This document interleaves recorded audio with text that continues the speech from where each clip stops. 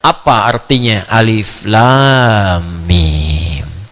Semua harus punya makna. Kalau tak punya makna berarti cacat mukjizatnya. Pertanyaannya, apa artinya alif lam mim? Bukan. Sekarang saya bahas. Tidak sekarang ya. Sekarang saya selesaikan sebentar. Supaya nanti kalau Anda ditanya jelas. Tadi belajar apa? Alif lam mim. Apa itu makhraj? Enggak tahu arti. Sebentar, paling 5 menit selesai. Ya, tambahannya ya bonus. Huruf itu tidak pernah ditanya artinya. Karena huruf itu baru muncul arti yang sempurna kalau sudah terangkai dengan kalimat yang sempurna. Jelas? Paham? Misal, apa artinya A? Hah? Apa artinya Y? Apa artinya H? Gak ada. Tapi kalau Anda gabungkan A, Y, A, H, ayah. Apa artinya ayah? Bapak. Apa artinya bapak? Ayah. Baru punya makna, gitu kan? Tapi Al-Quran berbeda. Al-Quran itu sempurna. Karena itu ketika Anda bertanya apa artinya alif lam mim, maka pertanyaannya kemudian dirubah dengan bentuk yang sempurna. Apa di antara pertanyaan yang sempurna itu? Kenapa Allah membuka dengan alif lam mim surah Al-Baqarah ini? Sehingga dari situ Anda tahu, oh ini artinya alif lam mim itu.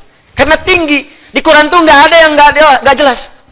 Semua harus punya makna. Kalau tak punya makna berarti cacat mukjizatnya. Karena huruf Al-Quran beda dengan huruf biasa, lain dengan huruf mabna, tapi hurufnya huruf makna, maka setiap hurufnya mesti punya makna. Maka kalau Anda tanyakan, apa artinya alif lam mim, maka mesti dimulai dengan kalimat kenapa Allah membuka Al-Baqarah dengan alif lam mim. Baru Anda akan mengerti maknanya. Kalau tidak, jadi tebak-tebakan nanti. Ada yang mengatakan alif lam mim singkatan, Allah, A-nya Allah, lamnya Jibril, mimnya malaikat. Di wahyu diturunkan oleh Allah kepada malaikat Jibril, ya, perantaranya disambungkan pada Nabi Muhammad sallallahu alaihi wasallam. Lalu apa artinya Toha? Apa artinya Yasin? Apa artinya alif lam mim sad? Bingung sadnya siapa gitu. Ya, karena itulah kemudian sebagian ulama tidak memilih untuk menafsirkan itu. Ada yang mengatakan ini mutasyabih, ini sir, ini rahasia dalam Al-Quran, hanya Allah yang tahu dan seterusnya. Kalau gitu kita tanyakan bagaimana Allah memberikan penjelasan. Kisahnya dimulai dari kebiasaan masyarakat jahiliyah, yang dari kebiasaan ini dikenal dengan keistimewaan mereka. Sampai hari ini nggak ada yang menandingi keistimewaan ini. Apa di antara keistimewaan itu? Orang Arab itu, orang Arab, kalau saya katakan Arab berarti yang dulu yang fasih. Kalau sekarang ada, alhamdulillah. Tapi sekarang sudah banyak bercampur bahasanya dengan ajam, sehingga menjadi amiyah, bahasa dialek, bahasa pasaran. Ya, lahjah. Di beda, misalnya gini, kalau bahasa fasih, apa kabar? Kaifa haluk? Apa kabar? Kaifa haluk ya akhi? Bagaimana kabar Anda? Datang Anda kemudian ke Mesir, zayyak hal. Datang ke Syria, ishnunak. Datang ke Libya, sinjo. Tuh, sinjo. Sin soal pertanyaan, jo. Apa kabar? Itu sudah bahasa daerah. Ya. Hal, kaifa haluk, fasihnya. Nah, orang Arab ini, teman-teman sekalian, punya keistimewaan. Satu, bahasa Arab bahasa yang paling lengkap dari segi pengucapan huruf. Saya belajar bahasa-bahasa yang lain, dari penyebutan macam-macam. Ya, misalnya yang bahasa Inggris kita tahu bersama lah, alfabetnya, grammarnya, macam-macamnya. Ya, bahasa Jepang juga sama, akasatana, hamaya, rawaen, aiwo, eo, kakiku, keko, aiwo, dan seterusnya. Ya, Mandarin, bahasa Prancis, bahasa macam-macam. Tapi nggak ada yang sempurna selain bahasa Arab dari segi pengucapan dari hurufnya. Dia huruf bahasa Arab itu meliputi semua tempat keluar huruf. Ada satu yang tidak ditemukan di bahasa-bahasa lain, yaitu huruf do. Mungkin yang lain ada a sama dengan alif kan? A, I, U ada, di Jepang ada, Arab ada, Inggris ada. How are you, man? Yeah. How are you, brother? How are you, sister? Mister, how are you? Ho, ha, o ada. Ya, wow ada, how, kau, sapi, ya. Ya, bisa. Ada kan wow kan? Wow ada. Ya, mim ada. My name is Adi. Ya. Have you been? Ha, where have you been? Kemana aja kamu? Ha ada. Ba ada. Di kalau Anda mau cari ba ada, ha, tapi bo. Mana tuh? Bo. Bo. Oh, enggak bisa. Jepang ada. Ya, ta ada, ra ada, ba ada, TV bahasa Jepangnya terebi. Ya, watashi wa Indonesia no Adi desu. Saya Adi dari Indonesia. Wau ada, ta ada, shin ada, watashi wa. Wau ada, shin besar ada semua. Tapi bo enggak ada. Bo, enggak ada. Ya, enggak ada. Ya, saya body, misalnya enggak. Indonesia enggak ada. Silakan cek. Ya, qaf ada. Ya, setiap baja hitam kotaro minami, qaf ta ra mim kotaro. Ya. Hafal saya baca. Ya, ada. Ya, tapi Anda di bahasa Arab nggak ketemu cuma satu yang di bahasa Arab, di bahasa lain nggak ada. Bo. Karena itu orang Arab membanggakan dengan bahasanya, dikenal dengan lughatud dhad. Bo. Ini makhrajnya di sini bo. Waladhdallin. Bo.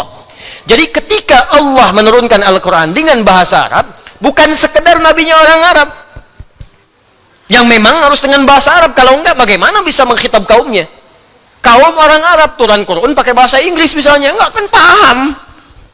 Pasti dengan bahasa Arab. Tapi apa hikmah di balik itu? Di Quran surah Yusuf disebutkan la'allakum taqilun, supaya kita berpikir, oh ada yang sempurna di bahasa ini. Satu.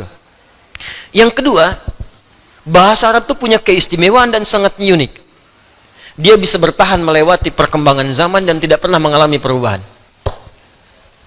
Bahasa yang lain ada penyempurnaan, ejaan yang disempurnakan. Makanya kalau ada kitab dituliskan selain dengan bahasa Arab, pasti ada penyempurnaan. Silahkan cek. Saya juga kadang-kadang suka senyum-senyum. Ada kitab suci edisi revisi. Anda bayangkan? Yang revisi siapa? Kalau memang buatan manusia begitu, tapi kalau Quran, pernah nggak dengar Quran edisi revisi? Nggak ada. Terjemahannya karena bukan Arab, mungkin menyesuaikan. Ini bahasa Arabnya sampai sekarang gitu-gitu aja. Dari Abu Jahal sampai yang sekarang itu, sama aja. Alif lam mim, alif lam mim.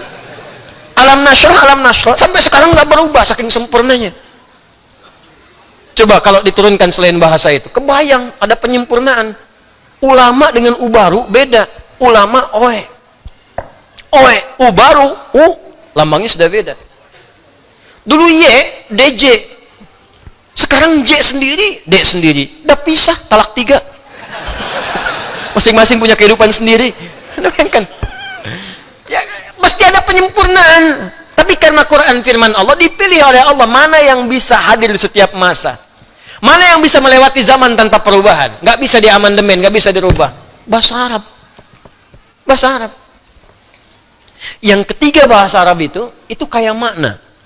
Anda hafal satu kosakata, itu di standar hafal 12. Jadi kalau Anda belajar bahasa Arab, hafal satu kata, sebetulnya Anda sudah menguasai 12 kata. Duduk apa bahasa Arabnya? Jalasa, duduk, orang duduk. Jalisun, tempat duduk. Majelis, silahkan duduk, ijlis. Tuh. Ini nggak jauh-jauh dari situ. Anda tahu jalasa, banyak. Ya. Tapi kalau bahasa Inggris cuma satu. Sama dengan jalasa, jealous, cemburu. Yang lainnya nggak ada lagi. Jelas saya disu jelasan, gitu kan? Jelas saya disu julusan, qa'ada, maq'ad, qu'ud, sajadah, sujud, tempat sujud, masjid, orang sujud, sajid, sujudlah, usjud. Tahu satu kata, Qurannya gampang. Karena di Quran ada usjudulillah, ada.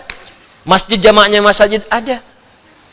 Gampang. Jadi ketika Anda menguasai satu, Anda bisa berkomunikasi dengan orang banyak menggunakan otak atik, ya, atau tasrif, atau derivasi dari kata-kata ini. Lebih gampang. Ketiga, ya, bahasa Arab itu bahasa yang paling mudah untuk merangkum peristiwa dalam bentuk nazam, urutan-urutan yang bisa senang untuk dinikmati. Makanya orang Arab dulu kalau ingin mengabadikan peristiwa tertentu, mereka nggak nulis karena nggak bisa nulis. Umumnya mereka membuat syair pakai nazam. Rumusnya ada 16, disebut dengan bahar namanya. Anda kalau pengen tahu di zaman jahiliyah 150 tahun sebelum lahir Nabi terjadi apa, lihat syair orang Arab. Makanya Nabi sering mengatakan, dan Umar yang menangkap kalimat ini, belajar bahasa orang Arab itu supaya engkau tahu kondisi mereka pada masa lalu. Saya itu ngejar bahasa Arab, masuk jurusan spesialis bahasa Arab, saking cintanya Al-Quran, pengen tahu bahasa Quran. Dan ternyata setelah dipelajari itu luar biasa, Pak. Dan Quran itu berbeda, strukturnya macam-macam, beda lain. Di misal ya, misal Imre el-Qais itu disebut pujangga, pangeran penyair Arab, Amirus Syu'ara. Lahirnya, hidupnya 150 tahun sebelum lahirnya Nabi. Itu abadi, kalimatnya sampai, karena dia menceritakan setiap yang dilihat. Hobinya, dia menyampaikan puisi dengan baharnya tawil namanya. Rumusnya tawilun lahudunal bukhuri fadailu fa'ulun mafa'ilun fa'ulun mafa'ilu. Kifa nabki min dhikra habibin wa manzili bisaktuli wa bainad dakhuli fahawmali. Imre el-Qais pernah lewat di sebuah lembah, ternyata melihat seorang pemuda, karena dia sedang diputus oleh kekasihnya, bengong di pinggir danau. Kifa nabki min dhikra habibin wa manzili. Kamu ngapain sampai bengong mikirin orang, mikirin kekasih, mikirin rumah di sini? Tenang aja, semua berlalu, tapi masa depan masih bisa kita gapai. Ya, kifa nabki min dhikra habibin wa manzili bisaktuli wa bainad dakhuli fahawmali. Dia sedang homesick ya sekarang, sedang ingat rumahnya di Haumal. Itu sampai disebutkan desanya namanya Haumal, kejadiannya di sini sedang bengong pada saat itu. Kejadian 150 tahun sebelum datangnya Nabi. Ada semua. Anda ingin tahu apa yang terjadi saat Nabi pulang dari perang Tabuk? Apa yang terjadi? Disambut di Madinah dengan kalimat syairnya yang dibuka. Tala'al badru alaina min thaniyatil wada'i majaba syukru alaina wadalillahi da'i. Itu kan syair asalnya. Qasidah itu bukan rebana, beda. Qasidah itu syair yang berjumlah 7 bait disebut qasidah. Ya, jadi qasidah itu bukan pakai rebanya. Dang ding dong, dang ding dong, bukan. Ya. Itu penambah aja irama itu, instrumennya itu. Asalnya itu syairnya. Dulu nggak ada pakai alat, cuman belakangan aja pakai alat, dufuf namanya. Ya, rebana itu dufuf. Qasidahnya itu bukan rebananya. Ya, jadi qasidah itu syair-syair yang sudah berjumlah 7 disebut qasidah. Kalau qasidah dikumpulkan 3 qasidah disebut diwan namanya. Diwan itu kumpulan-kumpulan qasidah, qasidah kumpulan-kumpulan syair yang berjumlah 7 bait. Gitu. Semua orang yang dilihat bisa bikin puisi seketika. Al-Asma'i itu lihat burung lompat-lompat, burung kecil. Ya, di atas bunga itu. Ya, bunga yang sedang mekar, di bawahnya ada sungai. Itu langsung bisa bikin puisi. Pakai rojas, mustafilun, mustafilun, mustafilun, mustafilun, mustafilun, mustafilun. Saya sering bacakan di sini. Sautus safiril bulbuli, hayyaja qalbi thamili, al-ma'u wa zahru ma'a zahri lahzul muqali, fa anta ya sayyidali wa sayyidi wa maulali, fa kam tayammuni ghazayilun uqayqali, qataftuhu min wajdatin min fi'li hadha ar-rajuli, fa qala la la la la faqad ghada muharwili, wa walwalat wali ya waylali, fa qultu la tuwalwili, fa bayyinu lu'lu'ali qalat lahu hina kadha in radidul muqali, kahatan kakailali tabtabuli. Wah, coba ulangi. Saya aja setengah hidup mempelajarinya. Kan orang bilang setengah mati, kan? Setengah mati itu sekarat. Itu luar biasa. Ya, itu nampak, itu bukan cerita biasa, bukan kalimat-kalimat yang bisa dibacakan tertawa atau senyum belaka, tidak. Itu kisah kejadian, ada nyata. Nyata itu. Di mereka kehidupannya dahsyat, bisa bikin lihat antum aja jadi syair. Ya. Sautu safiril bulbuli, ya dah. Pakai tawil aja deh. Ya, fa'ilun mafa'ilun fa'ulun mafa'ilun fa'ulun mafa'ilun fa'ulun mafa'ilun. Jalastu fa'ikun al-kursi fara'aitu fara'aitu ra'isun aswada jalisun amami biqafiyatihi. Ya, misal saya duduk sedang di bangku, sedang mengajar, maka di hadapan saya ada sudut kemiringan tertentu, seorang pakai peci hitam duduk depan saya. Ya, fatabassama dhahikan ra'ani, maka dia tersenyum-senyum sambil ketawa melihat saya. Ya. Itu dibikin aja, rumusnya ada sendirinya. Ya, cuman maaf, kalimat itu cuman cerita, cuman kisah. Kadang-kadang ada khayalan, makanya ada imajinasi. Kadang-kadang khamriyat, hanya untuk ngajak pesta, pakai syair. Makanya nanti ada musik yang diharamkan karena gabung dengan pesta. Suatu masa nanti ada umatku menghalalkan musik dengan zina, dengan sutra dan sebagainya. Karena orang kalau datang sekarang ke diskotik, datang ke tempat-tempat hiburan, pakai pakaian bagus, terus ikhtilat macam-macam, joget-joget macam-macam, musiknya nyantu di situ. Itu udah ada, yang sekarang telat. Udah ada, namanya khamriyat. Ya, pakai musik, pakai hiburan, pakai syair untuk minum-minum khamar. Ada banyak. Ya, ta'ala ila khamri nu'alina. Ya fawailul lis-salati wal musallina. Ayo kita mabuk-mabukan yuk, minum khamar. Kalau salat mah disebutnya celaka karena Allah berfirman wailul lil musallin, bukan wailul lil khamirin. Itu tuh saking mereka pengennya mabuk-mabukan untuk meninggalkan salat. Sampai menyebutkan, yang kena neraka wel kan orang salat, bukan yang minum khamar. Dalilnya wailul lil musallin. Tuh. Menempatkan sesuatu bukan pada tempatnya, dikecam oleh Al-Qur'an. Diluruskan kalimat-kalimat itu. Dia sudah ada. Ada bikin puisi misalnya, maaf ya, untuk memuji. Ada yang untuk berzina, ada bikin puisi dulu untuk zina, ada. Narik memikat pasangan, ghazal namanya. Ya, ghazaliyat disebutkannya. Ada untuk memuji namanya madah. Nabi pernah dipuji oleh seorang sahabat sampai Nabi punya seorang syairun Nabi namanya Hasan bin Thabit. Ya, ada lengkap semua, tapi isinya nggak ada yang tentang bimbingan kehidupan. Maaf, tidak ada petunjuk-petunjuk bagaimana menjalani masa depan. Tidak ada bagaimana tatanan sosial, tidak ada dorongan untuk menggali pengetahuan. Maka ketika Allah menurunkan wahyu kepada Nabi Muhammad SAW, itu kalimat Qur'annya indah. Saking indahnya, ada yang menduga itu mirip syair. Karena rumusnya yang paling menarik, ada kemiripan. Walau hakikatnya nggak sama sekali. Apa kemiripannya? Yang tadi i, di Quran ada a semua. Nih lihat nih. Wadduha wal laili idza ma wadda'aka rabbuka wa ma walal akhiratu khairul laka minal wala sawfa yu'tika rabbuka. Lihat, semua a. Ada yang ujungnya kaf. Alam nashrah laka sad wa wada'na anka wizr alladhi anqadha dhah wa rafa'na laka dhikr. Tuh. Sedangkan orang Arab pun bikin syair ujungnya tuh ada saja ujungnya. Ada kaf, ada lam disebut dengan lamnya. Ada mim ujungnya. Jadi mereka menuduh Nabi, itu mah bukan wahyu, itu syair seperti kami. Jelas. Asatirul awwalin, itu mah informasi orang-orang dulu yang dibukukan lagi, yang disampaikan oleh Muhammad SAW. Ya, maksud dibukukan di sini dihimpun kembali. Muhammad itu syair, cuma mereka nggak bisa nuduh syair karena rumus syair nggak ada di Quran. Karena rumus syair terbatas, tawil, faulun mafa'ilun di Quran nggak ada rumus itu. Nggak bisa dipakai. Al-Baqarah bukan rumus itu. Wadduha bukan rumus itu. Rajas, mustafilun, nggak ada. Nggak bisa dipakai di Quran. Ayat apa yang mengikuti rumus itu? Nggak ada. Madid, mufa'alatun, fa'ilatun, nggak bisa dipakai. Nggak ada rumusnya. Jadi mereka kebingungan. Mau nuduh Quran nggak bisa karena nggak mengikuti rumusnya syair. Tapi kalimatnya bisa indah seperti itu dan isinya beda. Sehingga apa yang terjadi? Ketika Nabi banyak dituduh demikian, maka ditantang oleh Allah. Kalau kamu menuduh Al-Quran syair seperti yang kamu ucapkan, silahkan bikin semisal Quran. Buat. Kalau engkau mampu buat. Bahkan aku jadikan setiap huruf-huruf Al-Quran adalah huruf-huruf yang biasa engkau gunakan untuk bikin syair itu. Makhrajnya sama, hurufnya sama. Dari mulai paling bawah sampai dengan kelisan muncul. Aku tunjukkan kepada kalian. Aku buka dengan alif, lam, mim.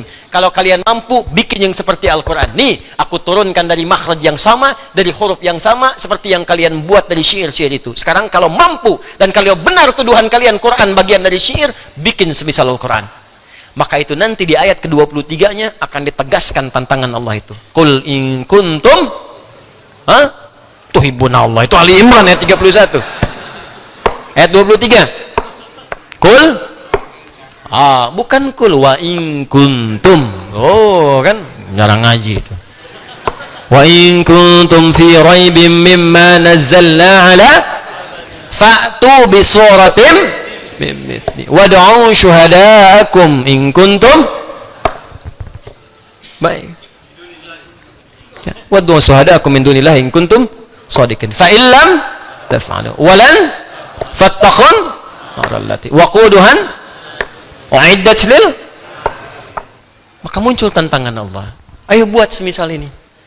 Jadi alif lam mim dan yang lainnya ketika diturunkan membuka ayat-ayat dan surah-surah dalam Al-Quran, itu salah satunya bermakna tantangan kepada orang-orang Arab yang sering menuduh Nabi Quran rekayasa Nabi, Quran buatan Nabi, maka silahkan buat seperti Quran ini. Bahkan huruf-huruf dalam Al-Quran dibuat oleh Allah dengan huruf yang sama seperti kalian membuat puisi-puisi dalam kehidupan kalian itu. Ternyata sampai Nabinya wafat pun tidak ada yang mampu membuat seperti Al-Quran. Ini menunjukkan Quran bukan rekayasa manusia. Ini menunjukkan Quran bukan produk budaya. Kalau produk budaya berarti setiap manusia mampu. Anda bayangkan, Abu Jahal pakar bahasa Arab, Abu Lahab pakar bahasa Arab, banyak pakar, bisa bikin puisi Arab, bisa bikin qasidah Arab, tapi nggak bisa menyaingi Quran sampai mereka takluk. Sampai mengatakan ini bukan buatan manusia biasa. Sampai nggak bisa menyoal Quran. Silahkan cek di tafsir-tafsir, nggak pernah ada Abu Jahal bertanya, apa maksudnya Alif Lam Mim? Apa maksudnya Toha? Saking ngertinya, saking sempurnanya bahasanya. Di mereka itu merasa bahwa Quran itu memang luar biasa, mukjizat. Cuman karena mereka iri kepada Nabi, mereka menolak Qurannya. Tapi seiri-irinya nggak pernah mereka mengatakan Quran produk budaya. Tuh. Makanya Umar yang sangat paham paham puisi Arab, baru mendengar satu kalimat langsung bergetar hatinya karena ini bukan puisi, bukan syair. Toha ma anzalna 'alaikal Qur'ana litashqa. Langsung syahadat. Karena tahu ada sesuatu yang beda. Maka kalau pakar bahasa Arab di zamannya, walaupun memusuhi Nabi, mereka mengakui Quran itu firman Allah. Quran itu tidak biasa. Dan mereka mengakui nggak mampu membuat seperti Quran. Datang orang sekarang yang nggak bisa bahasa Arab. Bicara aja nggak fasih. Ngerti juga enggak, tiba-tiba mengatakan Quran produk budaya. Berarti ada yang salah, ada yang konslet dalam pemikirannya. Kalau Abu Jahal hidup lagi, bingung sama orang ini. Tumben aku aja nggak ngatain itu, katanya. Hati-hati, karena setan dulu nggak kuliah, setan sekarang kuliah. Lebih komplit setan sekarang itu. Setan dulu cuman diusir pakai ayat kursi, bacain ayatnya, lari setannya. Setan sekarang mesti dilempar dengan kursinya sekalian.